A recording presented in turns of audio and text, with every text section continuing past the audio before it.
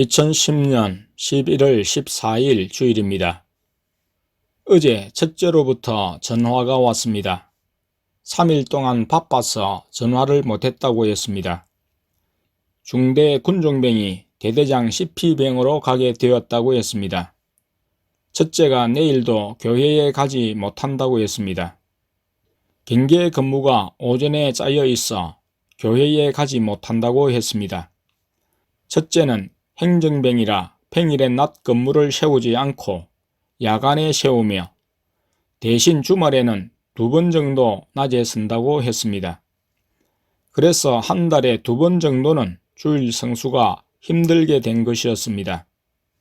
자대 배치 후 주일날 교회에 간 것이 손가락으로 꼽을 정도였습니다. 바깥에 있을 때는 주일을 어긴 적이 없던 첫째였는데 자대에서는 주일 성수가 안 되고 있었습니다. 아내는 첫째의 주일 성수 문제를 가지고 고통하며 기도했습니다. 우리가 예수님을 믿는 표를 나타내는 대표적인 것이 주일 성수와 음식 구별인데 첫째는 음식 구별은 했지만 주일 성수를 제대로 하지 못했습니다. 주일에 선임병에 이끌려 PX를 간 적이 있어 다시는 가지 말며 주일에는 절대 간식을 사 먹지 말라고 일렀습니다. 다른 기독교인들은 PX를 드나들지라도 첫째는 예수님을 믿는 표를 제대로 나타내며 자신을 구별되게 관리하도록 일렀습니다. 이를 행함으로 고통과 고난이 있을 수 있지만 주일 성수의 목숨을 걸라고 했습니다. 예수님께 잘 보이는 것이 첫째가 사는 길이기 때문이었습니다. 주일에 교회에 가지 않는 것이 한두 번일 때는 마음이 고통스럽지만 시간이 가다 보면 무감각해지고 첫째의 영은 예수님에게서 떨어져 죽게 될 것이었습니다. 아내는 11월 1일부터 기도 제목으로 삼고 있다가 어제 첫째가 또 주일에 교회를 가지 못한다는 소리에 마음을 쓰며 하나님께 기도를 드렸습니다. 비어있는 중대 군종병 자리를 첫째가 맡도록 기도했습니다. 월요일에 대대장과 간부들이 의논해서 결정하는데 첫째의 경우 1순위이지만 행정병이라 안 될 수도 있다고 해서 아내는 나에게도 기도를 요청했습니다. 아내는 밤을 설치면서 첫째의 주일 성수 문제를 놓고 기도했습니다. 예수님께서 기도를 시키셨다고 하셨습니다. 그리고 주일 오후에 첫째로부터 전화가 왔습니다. 대대장 CP병에 뽑혀가는 일병이 새로운 중대 군종병으로 첫째가 선택되었음을 말해 주었다고 했습니다.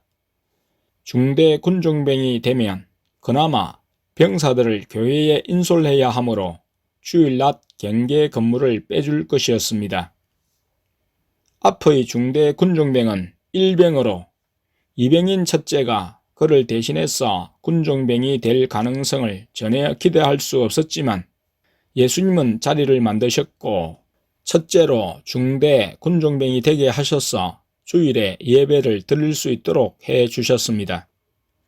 이렇게 되기까지 고통스러운 마음으로 애타게 기도하게 하시고 이루어 주셨습니다.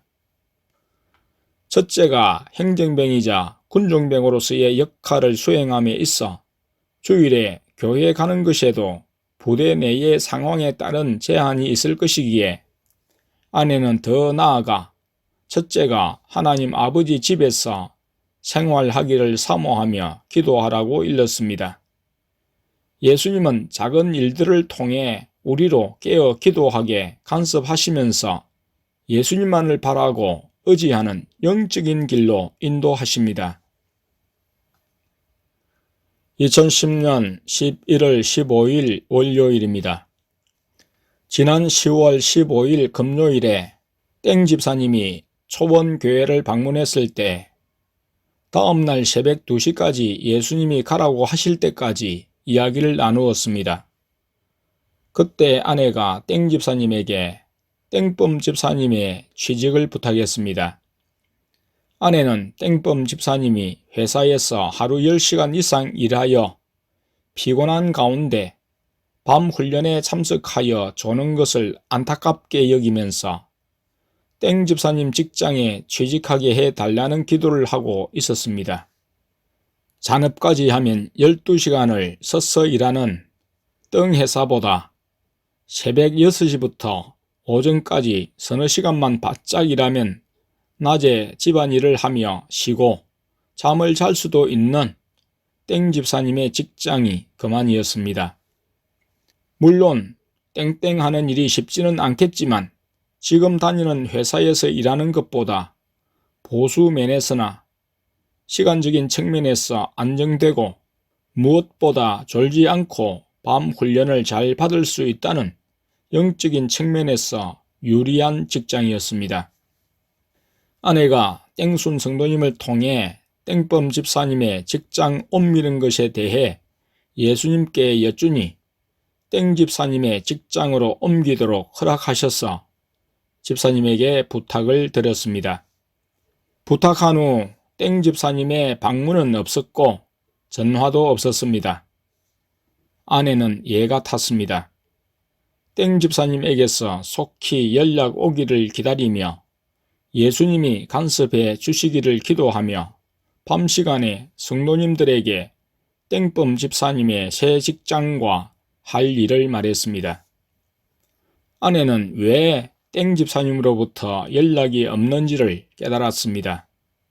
예수님께서 감동 주셔서 깨달은 것인데 그것은 아내는 땡범 집사님의 취직에 적극적이었으나 당사자인 땡범 집사님은 현재의 직장에 매여 아내가 추진하는 직장에 대해 소극적이었고 결단이 없었습니다.